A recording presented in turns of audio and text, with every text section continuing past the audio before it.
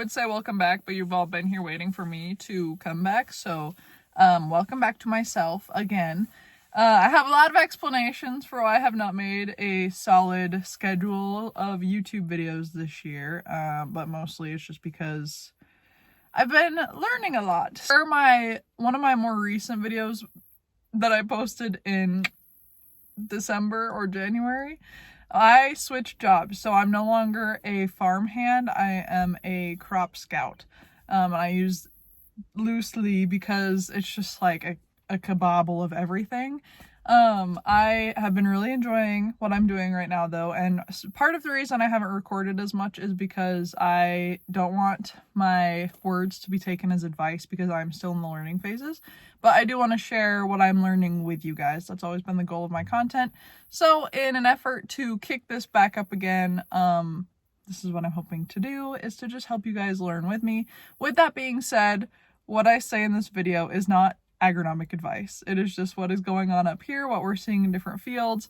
I don't have professional terms down pat yet. I am learning from my great boss who has a lot of experience in the industry. He's an independent consultant at this point, but he worked a lot of years in retail agronomy and doing like a bunch of different consulting and stuff like that for bigger companies. So now it is just him and I working out in the fields, consulting for farmers. We'll also be doing soil sampling this fall again, and hopefully at some point during harvest I will be in a grain cart for at least a day. I don't think I've touched a steering wheel of a tractor all year, and I'm having a little bit of a withdrawal. But so I figured I'd give you guys kind of an update, a little hi, nice to see you, and hopefully kickstart my YouTube long form content again. Another part of why I have not been as present is a lot of my mental health. A lot of things have changed in the last year and a half, 2 years that I've been adjusting to, and it's been really hard. So YouTube kind of had to take a back burner just because every time I pulled the camera out to record, it was like, bleh. So anyway,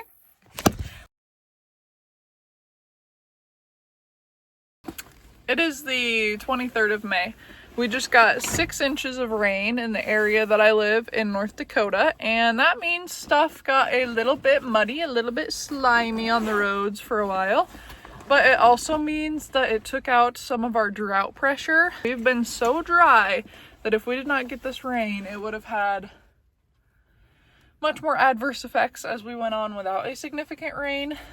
So the 6 inches really just filled the profile, and hopefully it'll green things up a little bit. It's a little too late for the winter wheat to really recoup after the hard winter that it had and super dry, cold, windy spring. But since the fields are probably still a little too wet, I'm gonna check winter wheat today with the drone, because there's a field that we're specifically worried about. It's the field that I've been talking about in some of my other videos. It's super sandy, got super dry, just not a favorable condition thing. So we're droning it today instead of four-wheeling it because yeah, that's just how it's going. I don't want to get stuck somewhere. You don't want to leave tracks. It's a whole shebang. We did just take a day, like 2 days ago. We drove around and checked on the crop stage and how big the weeds were because that's kind of important. But since it has not been sunny outside, take off. I need to make sure I don't hit that power line. This does not look fantastic. You guys see that? That's winter wheat. Lovely. Take some pictures for the boss man. Anyways, what I was saying is we just went out and checked field edges was all, and nothing's really been significantly growing because when the sun's not out, it doesn't have a lot of growing degree units or growing day units, GDUs. It's what makes the plants grow, and every plant needs a certain amount of GDUs to like get to its full maturity. So hasn't been a lot of those. The weeds have been growing a little bit, the crops have been growing a little bit, but other than that, we're just kind of in a holding pattern. There's some guys that are spreading today, there's some guys that are already back in the fields, but it's still a little tacky, so we shall see what happens. But for right now, it's drone checking. I've been in the office all week making maps, so that's what I've been doing. Another note on what the winter wheat looks like from the drone. That's not necessarily anyone's fault. It's just the weather combined with the soil type combined with a lot of other different factors. It's not really anything that we have control over for the most part. It just sucks, and it's part of farming. So now I'm gonna go check on another field, and then I'm gonna go take drone videos of the farmer that is spreading. Okay, now I'm at a durum field. It looks a lot better than the winter wheat did. It's filling out very nicely. This is planted in the spring. So I'm gonna show you guys what it looks like. I probably won't talk a lot. I don't know how windy it is outside. That's my Achilles heel when it comes to recording in North Dakota. Let me show you this beautiful field of durum. Oh yeah. We're in the approach right now, obviously, because it's a little wet, but there is some streaking. Because when it does rain, those nutrients do kind of leach out of the plants. So that's what this looks like up close. It gets a little highlighter yellowish, but these will be having fertilizer spread on them, I'm pretty sure. And then there's also obviously the weeds, got that going on. So these will all be sprayed and spread. But other than that, it looks pretty good. We're just getting an idea for how many leaves are on this durum right now, and without digging it out of the ground, it looks like there's 1, 2, 3, 4 collars. So that is what I'm going to tell Kyle. That doesn't look like wheat. Maybe it is.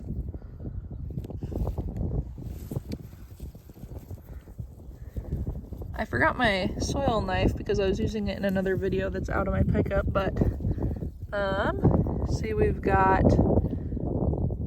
1, 2, 3, 4. So it's just starting on that 4th leaf stage. Some of them are less pronounced than others, but that is the stage we're looking at. The stage is important for spraying because if you spray it when it's too little, it's going to have a lot more chemical injury, I'm assuming, or it could just wipe it out completely. I'm not sure on that, but that is what I'm gathering from the conversations that I've had with Kyle, depending on the chemicals that we're using and stuff like that. So that's why it's important for us to go out and check what stages these crops are at, even though they haven't grown a lot with the rain and lack of sun, because we don't know where they're at now because we haven't been out here in about a week. So most of this stuff is at 3 or 4 leaf, and I will get more details on what that means.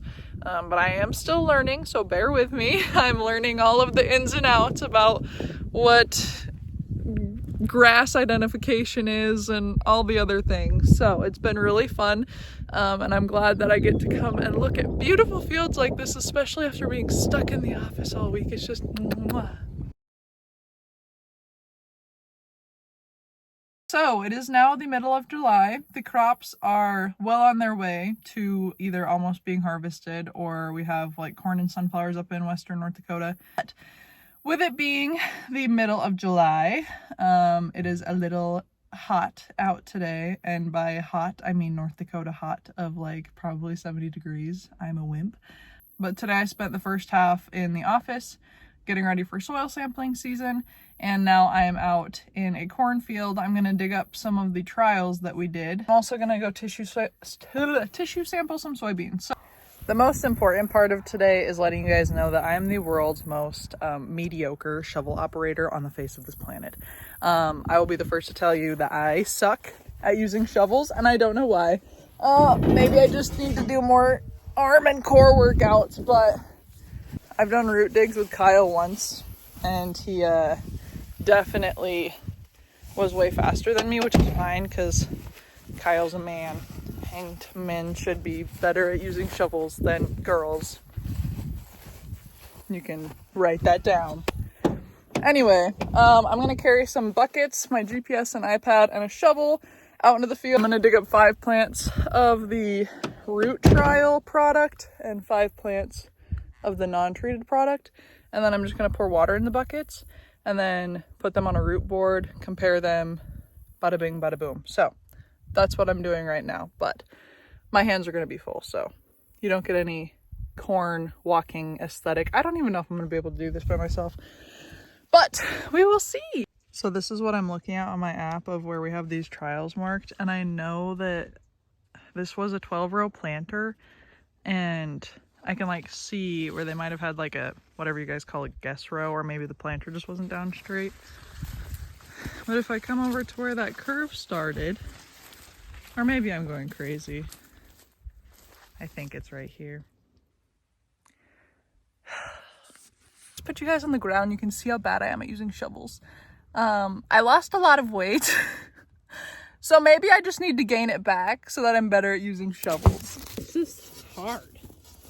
I'm gonna blame it on the ground. Ah! And I don't wanna like tear up all the roots because that's what we're looking for. So I'm gonna go over here and snag a stab. But I also don't wanna hurt the corn plant.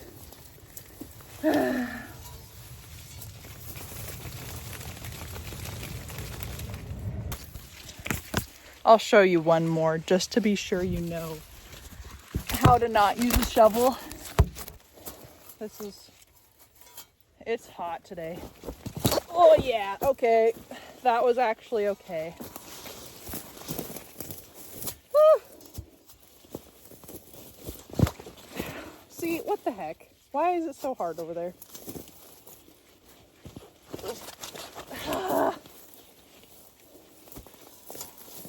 This is pain in my kneecap.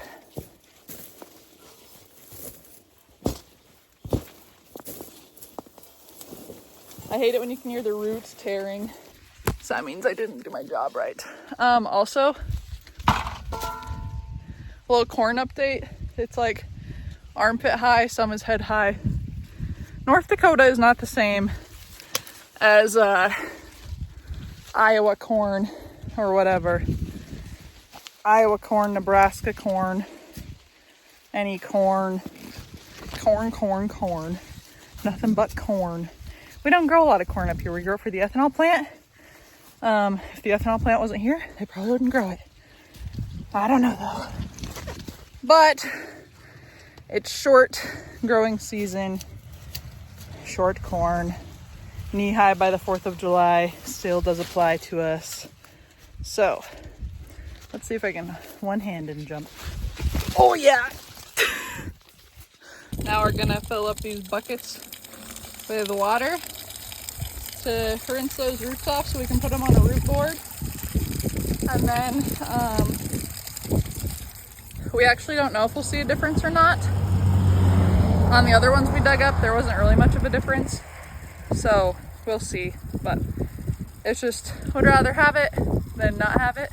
And what will really show the difference is the yield monitor to see if it's a product worth using. Because if you can't see it on the yield monitor, then it's like, bleh. Now I've got these roots soaking. In a little bit, I'll just shake the mud off of those. Make sure they're all clean. And then I'm gonna get one of these root boards. My boss got customized root boards, so they're very nice. And we'll put those corn roots on there and see if there is any differences. If there's not, it is what it is. If there is, it'll be interesting to see. If there's not, we'll still check yield data at the end of the year. But I don't know. What's your guesses? Are we going to see a difference or not? So these have soaked a little bit. I'm just going to shake them around. They don't need to be perfect, just clean enough. I guess I could have shucked the dirt off a little bit, but this is gonna have to work. So just don't let me lose track of what's what. I've seen a lot of videos of guys pressure washing stuff, and when you only need to do one plant, I guess it's easy to just throw it in the back of the pickup or the side-by-side and just go back to the shop. But for infield, also, if you guys do similar things, let me know what you've done for this to wash roots off. Roots or ruts? I don't know, everyone says it different. That is sludge at this point. But it is going to have to work. These are muddy.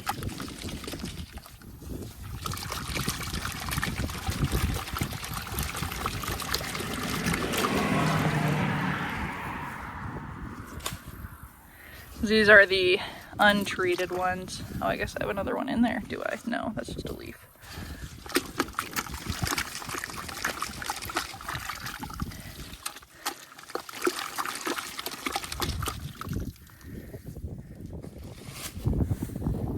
See, I might not be working directly on one farm anymore, but there's still plenty of opportunity to get dirty. This is like full of mud. I can't even wash my hands off in this.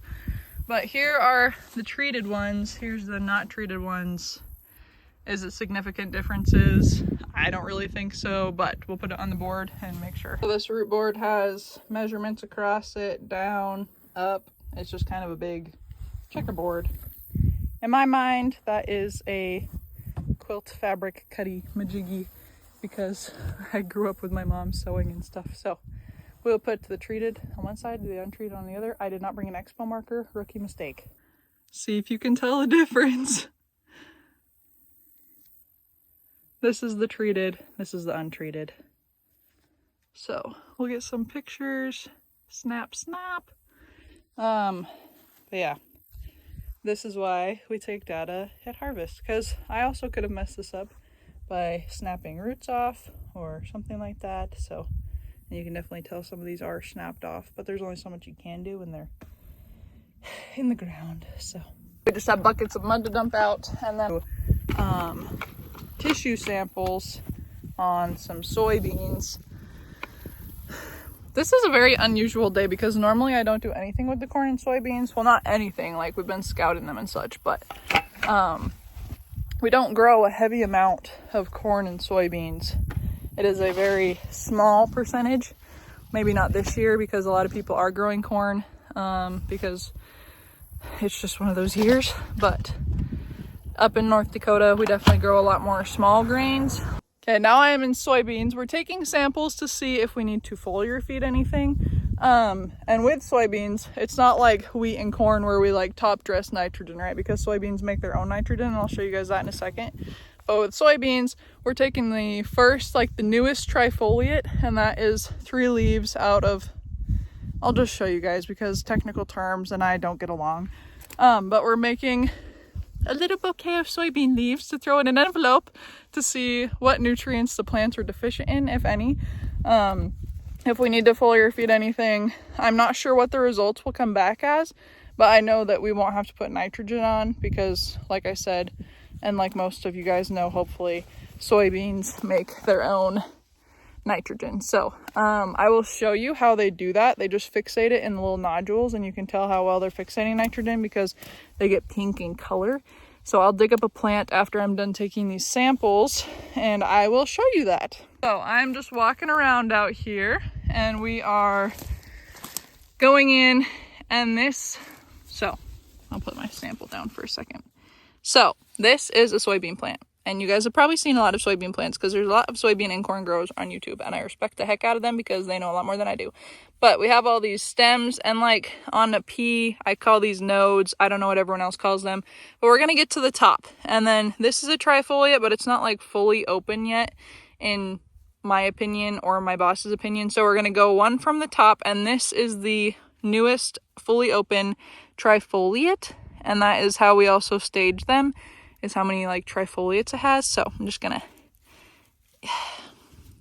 one-handedly yank that off. I'm gonna add it to my little pile, my little soybean bouquet, and then we're gonna keep going. So I can definitely let you guys know what these guys need if we're gonna foliar feed. But like I said, not a lot of soybean experience. This is just what we're doing today.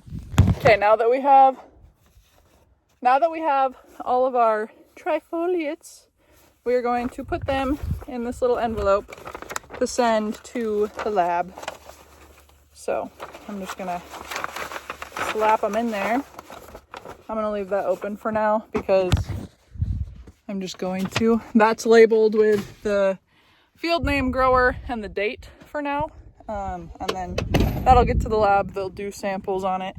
And then hopefully we'll have those results in by the middle of this week. It is currently a Monday, so I think my boss was saying by Wednesday we'll have those in.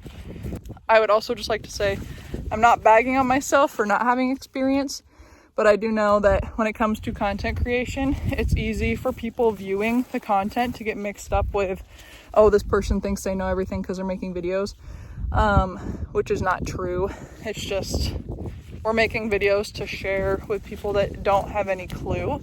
Because I'm not about preaching into the echo chamber of agriculture. I'm about sharing this information with people who might not know, and I do think it's important for growers and agronomists and anyone involved in the ag industry to share what they're learning and what they're doing, because it does make us a stronger industry. But I have noticed on the internet that some of my biggest issues with creating content come from within the industry, like the attacks, not necessarily attacks, but just like little pat downs of, you don't know what you're talking about. Like, I will be the first to tell you I don't know what I'm talking about half the time, or feel like I don't, but I just want to make that clear. I do not have certifications. I do not have a degree. Well, I don't have like a bachelor's, but I do have a really good boss that has been helping me for almost the last year, almost a year, in September. So it's been a great, fun year, and I have learned a lot. And a CCA is something that I'm hoping to attain, which is a certified crop advisor certification, basically. And that would be very handy for giving advice, but you have to have a couple years under your belt and be able to pass tests and stuff like that. So that is what I'm going for, rather than going for a bachelor's degree. So I thought about going back to get my bachelor's degree, but I don't think it's in the works for me, because school is great, and I think that there's a lot to be learned and networked from for college, but it's just not something that I can fit time-wise, because I'd rather spend my time learning hands-on. I've been to college, I've gotten my associates. I really love to learn, and if the right opportunity presented itself, I'd probably go back and finish my bachelor's, because I do think it is valuable in some cases, but it's different per case. So I don't know why I'm rambling about this, but I'm getting sweat in my eyes again. Now we're gonna make one of these little plants, show you how they fixate nitrogen. So when we want to see how well a soybean plant or a leguminous plant is fixating nitrogen, these are the little nodules, and they don't look like much, but that is where all of the nitrogen is fixating. And a way to tell how well it is doing with that is by splitting one of these in half and seeing what color it is on the inside. So take these little things off and just kind of scratch them in half. And they are not pink. Maybe I'm doing this wrong. So the deeper red these are, the more nitrogen they're fixating, and the more they're going to nodulate. So it's not very deep red. You can kind of see the pink tint, but maybe. It's also kind of dirty. After yesterday's soybean and corn debacle, we were planning on scouting chickpeas this morning, but I think we got about 3/4 of an inch of rain where we were going to go scout chickpeas, so that is out of the question for today. And tomorrow I will be leaving on a trip, so I will not be out in our fields this week. Hopefully next week, maybe, if we're still scouting chickpeas for disease, unless my boss finds some stuff later when he's scouting this week, because they have already been sprayed once for disease, because they'll start getting ashkakita. It wipes out your yield, basically, and you got to catch it, and it spreads really fast. So we scout chickpeas quite frequently, but they've been sprayed once. We just got to go back and make sure that everything is kosher. But today I am in my wood panel prison, I like to call it. It is a lovely place to be. Actually, it is pretty nice. But I'm working on soil sampling prep, so all of our zone maps need to be updated for what the crop looked like this year, where you're just curious for how much things shifted. We're updating some boundaries for some farmers that have moved stuff around, and just making kind of a plan for our first soil sampling trip that will be coming up at the end of August. We will take a couple of consultants that also work on their own from different parts of the state that are my boss's friends, my friends as well, I hope. And we will all go out to eastern Montana and take a week and get all of that stuff nailed out, because there's a lot of big fields. So I will be videoing that, but today I'm getting all of that ready. So would love to show you guys what the chickpeas are looking like and the field peas up north of us, but for right now I am going to be in here doing computer work. So